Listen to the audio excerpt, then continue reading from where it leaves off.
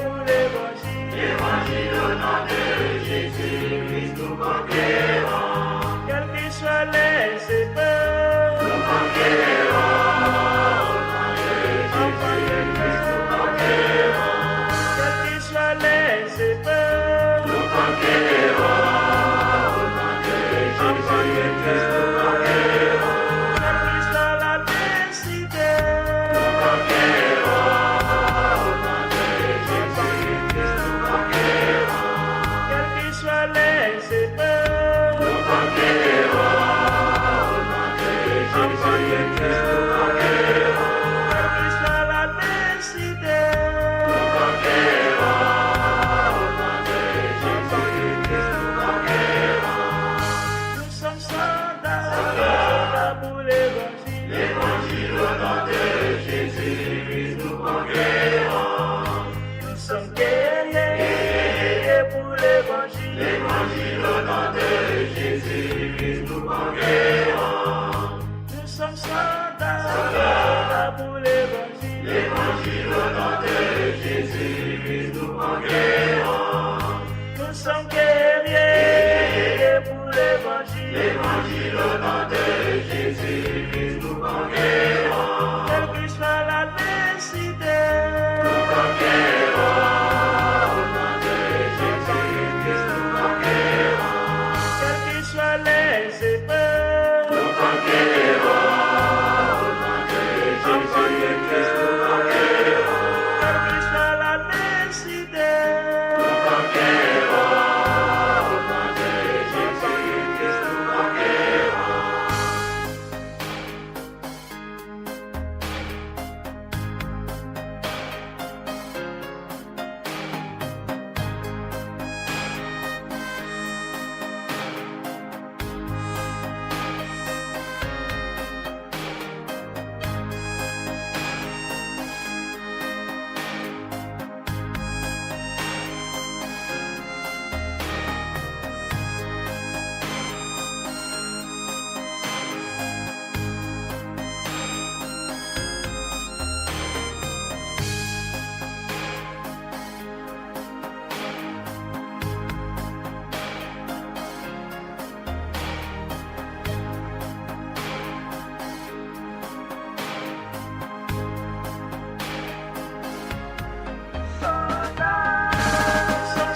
soldats pour l'évangile. L'évangile au nom de Jésus, nous conquérons. Nous sommes guerriers pour l'évangile. L'évangile au nom de Jésus, nous conquérons. Nous sommes vaillants pour l'évangile. L'évangile au nom de Jésus, nous conquérons. Nous sommes soldats.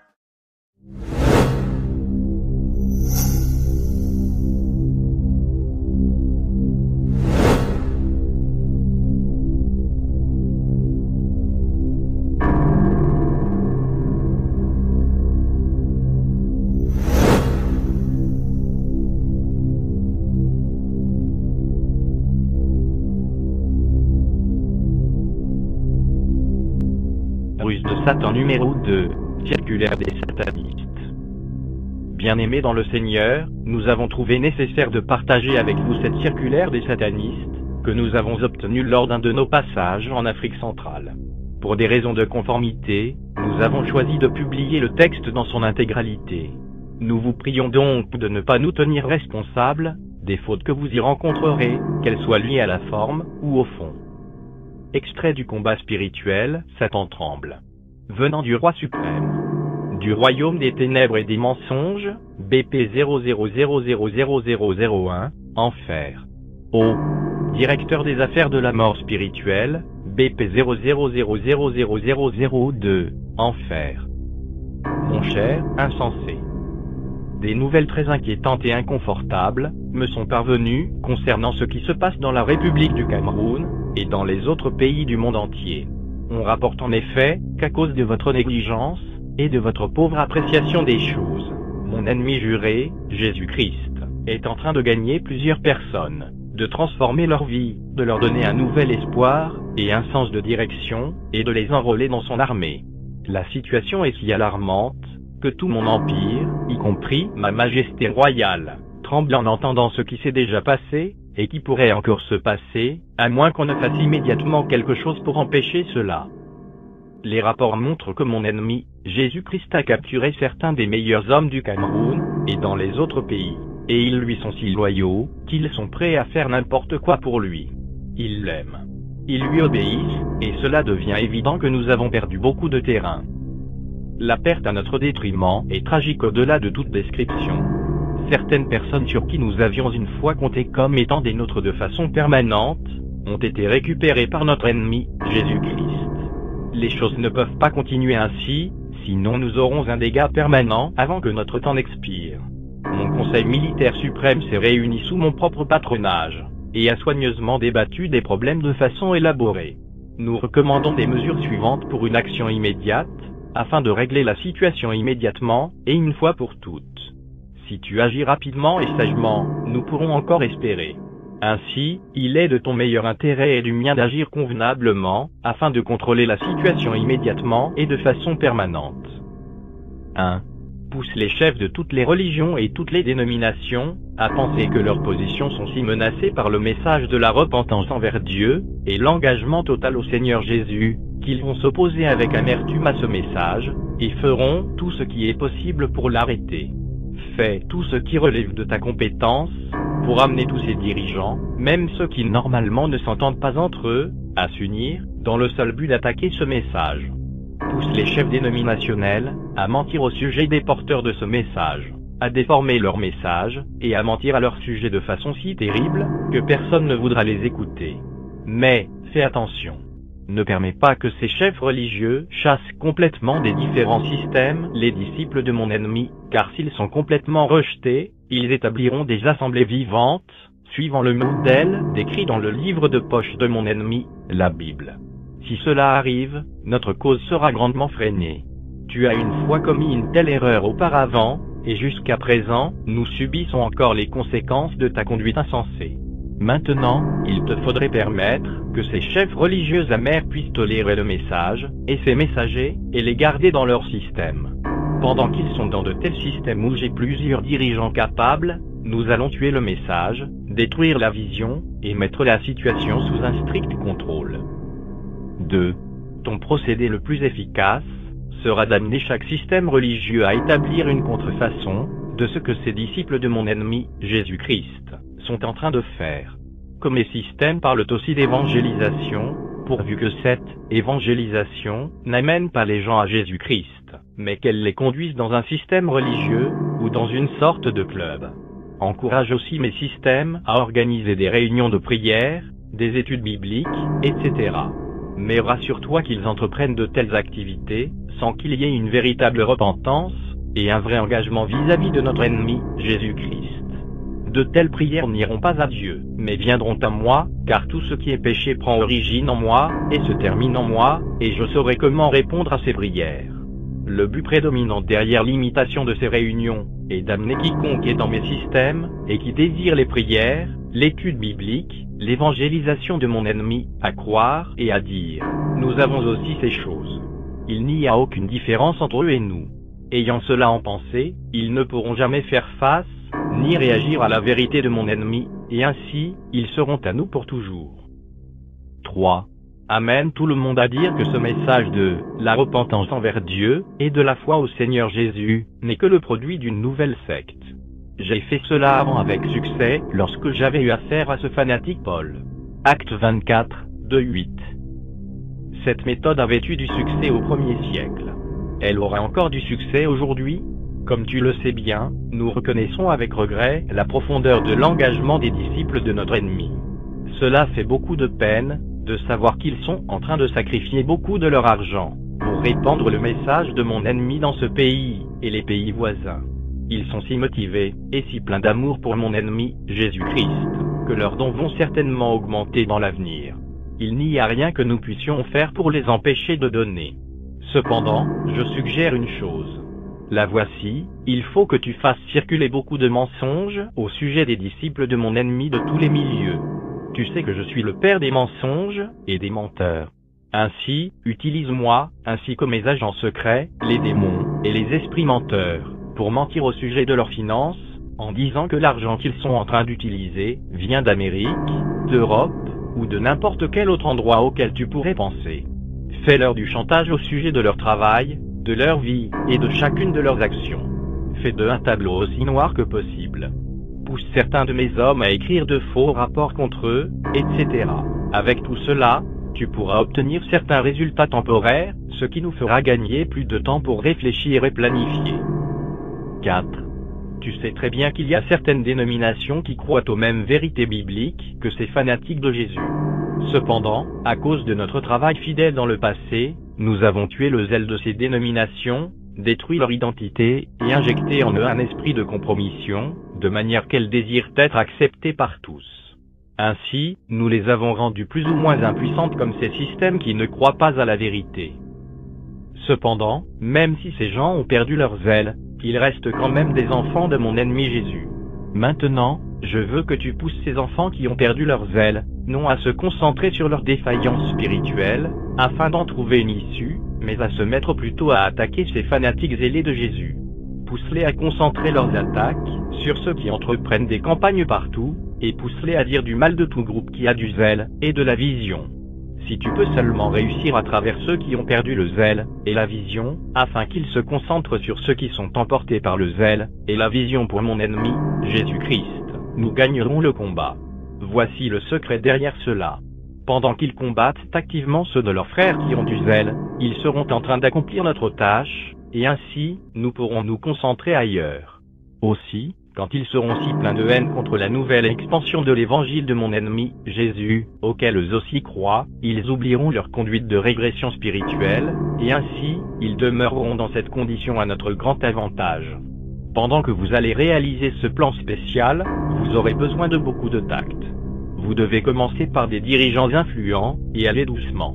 N'oubliez pas qu'ils ne sont pas les nôtres, et qu'ils pourraient discerner ce que vous voulez faire, et s'ils discernent, ils se repentiront, se réconcilieront, et nous exposeront à la honte et au retrait total. Ayez juste une chose en pensée, ne comptez pas beaucoup sur ceux des enfants de mon ennemi par choix personnel. Ils n'y gagnent rien matériellement.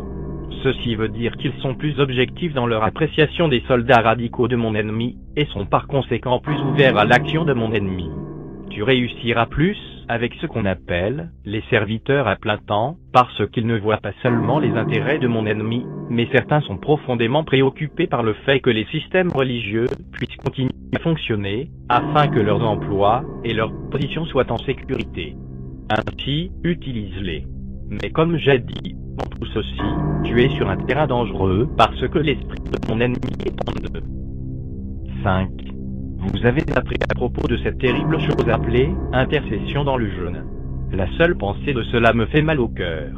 Tu n'aurais jamais dû permettre qu'on commence une telle chose.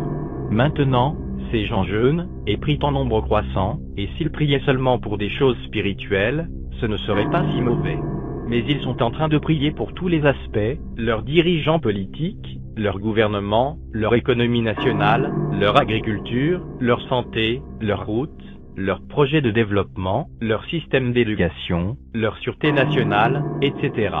En plus du réveil et de tous les intérêts de Jésus. Le résultat de cette prière faite depuis plus de 7 ans est qu'il y a une plus grande harmonie dans la vie politique du pays, à une époque où plusieurs pays tombent en pièces, et leur économie nationale est en croissance rapide, et évidemment, il y a une paix provenant de mon ennemi, Jésus, le prince de la paix. Tout ceci est mon détriment. Je veux la guerre, car je suis le prince de la guerre, et la guerre contribue à l'accomplissement de mes plans. Je veux la pauvreté, car je peux l'utiliser pour notre avantage. Je veux l'instabilité, car je peux aussi l'utiliser pour détruire le royaume de Jésus, et pour bâtir le mien. Je vous ordonne de faire la guerre contre cette intercession dans le jeûne pour le Cameroun. Faites ce qui suit. Faites que ces vaillants soldats de mon ennemi Jésus-Christ aient spécialement faim et soient spécialement faibles les mercredis, de manière que plusieurs d'entre eux cherchent des raisons pour ne pas jeûner chaque semaine. Faites que ceux qui persistent dans le jeûne et la prière dorment aux réunions de prière. Veuillez à ce que cela ne se répande pas dans plusieurs villes. fait que les dirigeants religieux qui voient le besoin et la puissance de ce ministère ne s'y joignent pas, à cause du fait qu'ils sont jaloux de celui que mon ennemi Jésus-Christ a utilisé pour initier cela. Tout le domaine de la prière doit être attaqué d'une manière totale. Ne peux-tu pas faire arrêter les nuits de prière? Si tu ne le peux pas, réduis considérablement le nombre de ceux qui y vont, et sois présent à chaque nuit de prière, ayant avec toi une pleine dose de sommeil, de fatigue, de manque de prière, de douleur, de manque de concentration, etc. Et injecte toutes ces choses en eux, afin de les rendre moins efficaces. C'est là une tâche des plus importantes, si nous voulons réussir au Cameroun, et ailleurs, car ne voyez-vous pas les conséquences lointaines de leur prière? Ils prient pour le Tchad, le Nigeria, l'Amérique, la Corée, la Chine, le Japon, la Russie, la France, l'Angleterre, etc. Et avec chaque prière, notre ennemi l'emporte sur nous. 6. Tu dois aussi faire les choses suivantes sur ces fanatiques de mon ennemi. Tout d'abord, décourage-les dans toutes les directions. Attaque leurs affaires, leurs études, leurs emplois, leurs familles, leur corps, etc. Envoie des millions de démons à leur trousse.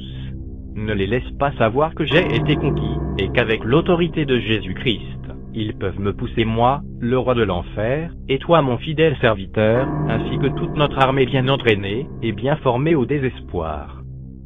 Tu dois leur cacher ce fait. Donne-leur une fausse impression de ma grandeur, et présente-leur un tableau d'un Jésus en échec. Fais-leur croire qu'ils sont dans la défaite, et non comme des rois régnant avec Jésus, et combattant à partir de la victoire.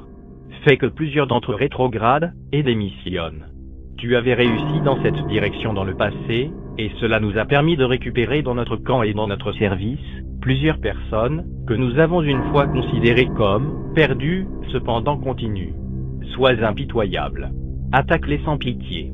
Si toutes les méthodes échouent, détruis leur vie, car c'est mieux de les ôter complètement de la scène, que de les voir combattre activement contre nous. Ensuite, fais qu'ils rentrent dans le péché, et y demeurent, comme dans une vie normale. Ne crois pas que tu réussiras avec les péchés grossiers, comme l'adultère, la fornication, le vol, la corruption, etc. Car une petite poignée de personnes seulement commet ce genre de péché, et même après les avoir commis, ils se sentiront si horribles qu'ils se repentiront, recevront le pardon de mon ennemi, et vont réintégrer l'armée pour lutter contre nous. Utilise les péchés civilisés, qui semblent être permis dans leur milieu, mais qui les empêchent tout de même d'avoir une communion profonde avec mon ennemi, Jésus. De tels péchés incluent la jalousie, l'orgueil, la colère, l'égoïsme, le mensonge, les exagérations, les pensées impures, la paresse, l'oisiveté, le manque de pardon, le manque de prière, l'indiscipline, la gloutonnerie, le manque d'amour, etc. Vois-tu, nous voulons les détruire. Nous savons que les gros péchés ne font pas l'affaire. Ces petits réussiront. Ils ne sont pas si convaincus de pécher lorsqu'ils commettent ces petits péchés, et par conséquent, ils ne se repentiront pas, mais ces péchés causent la ruine. Cela arrive spécialement à ceux qui sont zélés, car très souvent ils ne voient pas que l'orgueil est le péché qui a donné naissance à notre royaume, et qui les garde de façon permanente dans ce royaume. Enfin, attaque leur direction. Tu sais combien importante est une direction. Par exemple, sans ma direction, notre royaume serait à sa fin. On peut dire avec raison que le royaume c'est moi. Si je suis détruit, c'est fini. La même chose s'applique à notre ennemi. Jésus-Christ est leur direction suprême, mais dans chaque endroit il y a un homme, ou groupe. Satan a offert, n'oubliez pas, toutes ces possessions terrestres à Jésus-Christ. Si, S-I, si seulement Jésus voulait plier les genoux et l'adorer. Quel front! Adorer le diable. Et déjà toute une génération est en train de l'adorer. Et durant la grande tribulation, ils vont l'adorer. Regardez leur signe. C'est le signe de Satan. Ils dansent avec Satan.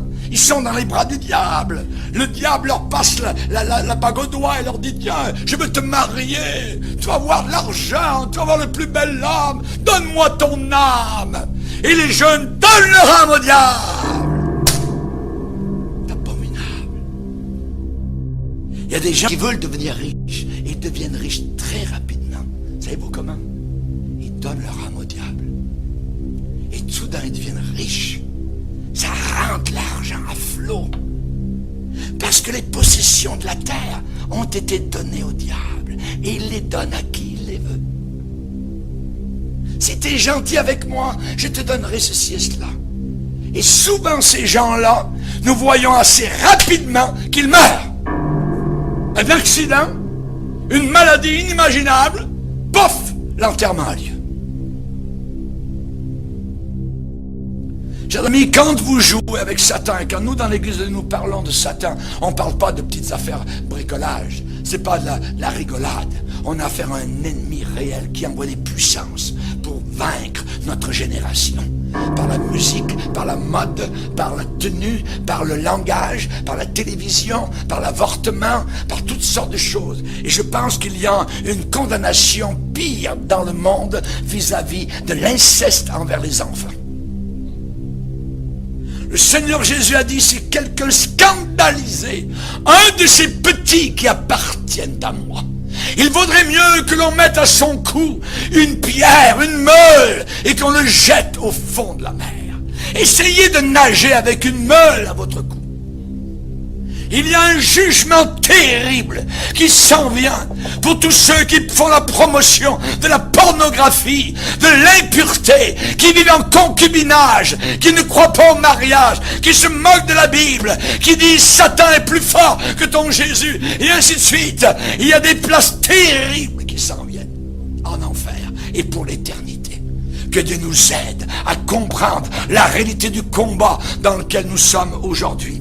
Satan agit aujourd'hui par l'alcool, par la drogue, par le sexe, par le yoga, par la musique rock, par l'hindouisme, par l'islam, par le catholicisme, par une religion sans aucune relation avec Jésus, par la foi Baha'i, par l'occultisme, par le Ouija board, par les sectes, par l'adoration des statues, par l'abus des enfants, par l'avortement, et ainsi de suite. En veux-tu, en voilà, le char est plein et l'enfer sera rempli de personnes semblables.